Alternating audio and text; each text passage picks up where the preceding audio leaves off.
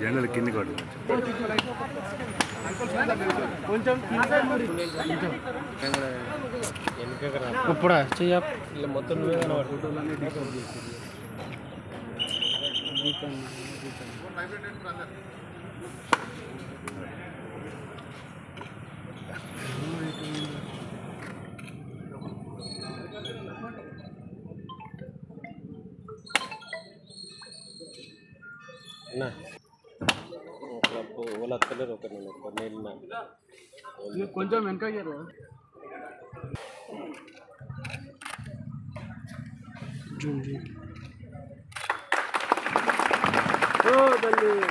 వెనక జెండా కింది కాను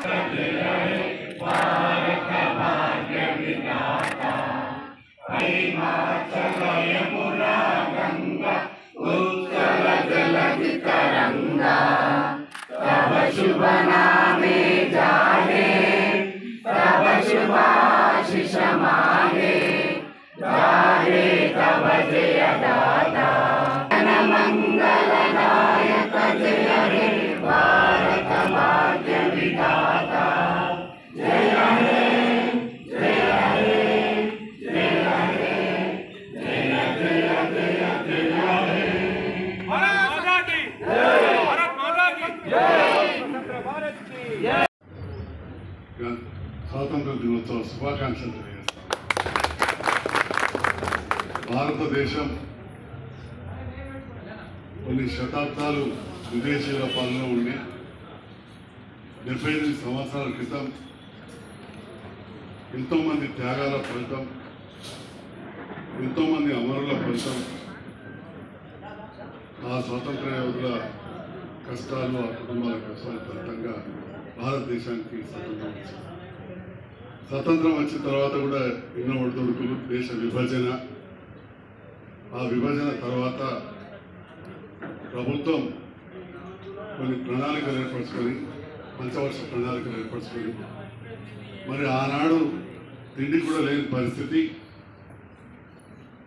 ముందుగాల మనం ఆహార ఉత్పత్తి పెంచుకోవాలని చెప్పి అప్పుడున్న నెహ్రూ గారి నేతృత్వంలోని ప్రభుత్వం మన దగ్గర నాగార్జున సాగర్ డ్యామ్ కావచ్చు, శ్రీరామ్ సాగర్ ప్రాజెక్ట్ కావచ్చు, పంజాబ్లో బాక్రా నంగల్ కావచ్చు, ఇట్లా చెప్పుకుంటూ పోతే చాలా నదుల పైన ఆనకట్టలు కట్టి కాలువలు తవ్వి మన జగిత్యాల ప్రాంతానికి 75 సందర్భంలో కాలువలు వచ్చింది. అప్పటి వరకు కూడా వ్యవసాయ ఆధారిత ప్రాంతమైన జగిత్యాల్లో సరిగా కడుపు నిండా తినడానికి బియ్యం కూడా దొరికేది కాదు. మక్క కట్క తిని బతికిన రోజులు, ఊరిలోకైతే మక్క కట్టుకుని వెళ్ళాం. మరి అలాంటిది ఇవాళ స్వయం సమృద్ధి చెంది మన దేశం ఇప్పుడే కాదు ఇంకో 3 సంవత్సరాల వరకు కూడా ఆహార ధాన్యాలు నిల్వలను ఏర్పరిచిన పరిస్థితి వచ్చింది. అంటే ఈ రకంగా విదేశీయుల పాలనలో చదువుకు చాలా దూరం, మహిళలకైతే అసలు చదువు అంటేనే తెలియని పరిస్థితి. అలాంటిది మన స్వతంత్రం వచ్చిన తర్వాత చాలా ప్రాంతాలలో అప్పర్ ప్రైమరీ స్కూల్స్, జిల్లా పరిషత్ స్కూళ్ళు ఇవన్నీ ఏర్పాటు చేసి, పట్టణాలలో మున్సిపల్ పరిధిలో మున్సిపల్ స్కూల్స్ ఇవన్నీ ఏర్పాటు చేసి విద్య కావచ్చు, తర్వాత వైద్యం ఒక్కటొక్కటి పెడతా వచ్చింది. ఇక జనాభా బాగా పెరిగింది. మరి అయినా కానీ దానికి అనుగుణంగా ప్రభుత్వం ఒక్కొక్క నిర్ణయం తీసుకొని ప్రభుత్వం ఎప్పుడైనా కానీ ప్రజల సంక్షేమం, అభివృద్ధిని దృష్టిలో పెట్టుకుని పనిచేయాలి. ఏ ప్రభుత్వం వచ్చినా ఆ ప్రభుత్వ లక్ష్యం ఏదైతే జరుగుతున్న అభివృద్ధిని నిరంతర ప్రక్రియగా ఇంకా గొప్పగా చేసుకుంటూ వాళ్ళు ఎవరెవరు కూడా వాళ్ళ జేబులకి వెళ్ళారు. ఏ ప్రభుత్వం వచ్చినా ప్రజల సొమ్ము ఏదైతే పన్నుల ద్వారా ప్రభుత్వానికి వస్తుందో దాన్ని ఎక్కువగా సమకూర్చుకొని దాన్ని మళ్ళీ పేద ప్రజలకు పంచడం, దాంతో పాటుగా కన్స్ట్రక్టివ్గా ఇన్ఫ్రాస్ట్రక్చర్ డెవలప్ చేసి ఉద్యోగ ఉపాధి కల్పించినప్పుడు ఆ దేశం అభివృద్ధి చెందుతుంది. మరి చాలా సంవత్సరాల నుంచి కూడా ఉండి మనది ఇంకా అభివృద్ధి చెందుతున్న దేశంగానే ఉంది, అభివృద్ధి చెందిన దేశంగా రాలేదు. మరి ప్రజలందరూ భాగస్వామ్యం ఉంటేనే ఎప్పుడైనా కానీ దేశం అభివృద్ధి చెందుతుంది. ప్రభుత్వంతో పాటు ప్రజలు కూడా భాగస్వామ్యం, మరీ ముఖ్యంగా యువత భాగస్వామ్యం అయినప్పుడు దేశం అభివృద్ధి చెందుతుంది. పెద్ద స్థాయిలో ఇంజనీరింగ్ కాలేజీలు రావచ్చు, మెడికల్ కాలేజీలు రావచ్చు, ఇక్కడ ఐటీఐ వచ్చింది, ఎప్పుడో వచ్చింది, గది షెడ్యూల్ ఉన్నది. ఇప్పుడు గౌరవ ముఖ్యమంత్రి రేవంత్ రెడ్డి గారి నేతృత్వంలో టాటా వారితోటి కొలాబరేషన్ చేసుకొని అడ్వాన్స్డ్ టెక్నికల్ సెంటర్లు స్టార్ట్ చేస్తూ ఉన్నారు. దాదాపు 60 చేస్తూ టెక్నికల్ యూనివర్సిటీ అనేది ఫస్ట్ టైం మొన్న పొంగర్కలం దగ్గర ఏర్పాటు చేయడం జరిగింది. 2వ తారీఖు నాడు వారు గ్రూప్ చేసి ఆనంద్ మహీంద్రా గారిని చైర్మన్ చేశారు. మహీంద్రా గ్రూప్ అంటే మనకు తెలుసు, మహీంద్రా జీవో, మహీంద్రా ట్రాక్టర్, ఆనంద్ మహీంద్రా గారిని చైర్మన్ చేశారు. అంటే యువతకు ఉపాధి పెంచాలనే ఒక గొప్ప ఆలోచన మన యువ ముఖ్యమంత్రి గారికి వచ్చింది. అట్లే స్వయాన రైతు బిడ్డైన యువ ముఖ్యమంత్రి రేవంత్ రెడ్డి గారు రైతుల అప్పులు ముందుగా తీరిస్తే ఆ తర్వాత వాళ్ళ కాళ్ళ మీద వాళ్ళు నిలబడతారని చెప్పి మరి దేశంలో ఎక్కడా లేని విధంగా ఒకే ఒక్కసారి హైయెస్ట్ అమౌంట్ ఇప్పటికే దాదాపు 16,000 కోట్లు మనం రుణమాఫీ చేసాం. ఈరోజు 2 లక్షల వరకు కూడా రుణమాఫీ జరగబోతున్నది ఖమ్మంలో. అదేవిధంగా సీతారామ ప్రాజెక్టు కూడా అంకురార్పణ చేస్తూ ఉన్నారు.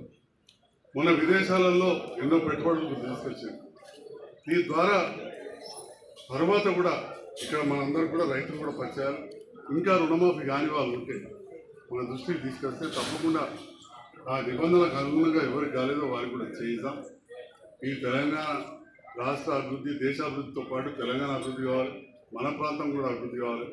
ఇక్కడి అధికారులు, ప్రజాప్రతినిధులు, నా కుటుంబ సభ్యులు లాంటి మీ అందరి సహకారంతో జగిత్యాల ప్రాంత అభివృద్ధి కూడా చేస్తాం.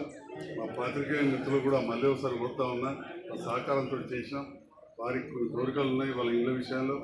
తప్పకుండా నేను చిత్తశుద్ధితో ఉండబట్టే ఏదో ఇక్కడ కుటుంబ మంత్రం వచ్చి రోజు చాలామంది వచ్చి చెప్పుకుంటారు. కానీ దీనికి మంత్రి ఎవరు, వీళ్ళ ఇళ్ళ పట్టాలు ఇవ్వాలంటే రెవెన్యూ మంత్రి మరియు INPR అంటే వాళ్ళ పబ్లిక్ రిలేషన్స్ మంత్రి, అది పొంగులేటి శ్రీనివాసరెడ్డి గారు. 5 మంది తీసుకుపోయి వారిని కలిపేయడం జరిగింది. వీరికి ప్రభుత్వంలో పాత్రికేయులకు అధికారికంగా పెద్ద మీడియాకు అంటే ప్రెస్ అకాడమీ చైర్మన్, వారి పేరు కూడా శ్రీనివాసరెడ్డి గారే. చాలా సీనియర్ పాత్రికేయులు, వారిని కూడా ఈ టీం కలిపేయడం జరిగింది ఫోన్ చేసి. మరి కాబట్టి మాట మీద విశ్వాసం ఉంచండి. తప్పకుండా ముఖ్యమంత్రి గారితో మాట్లాడి, ఎవరికే మాట్లాడిన ఆల్రెడీ ముఖ్యమంత్రి గారితో తప్పకుండా నెరవేరుస్తామని చెప్పి ఈ సందర్భంగా తెలియజేస్తున్నాను. ధన్యవాదాలు. మరొకసారి చిన్నారులందరూ కూడా శుభాకాంక్షలు.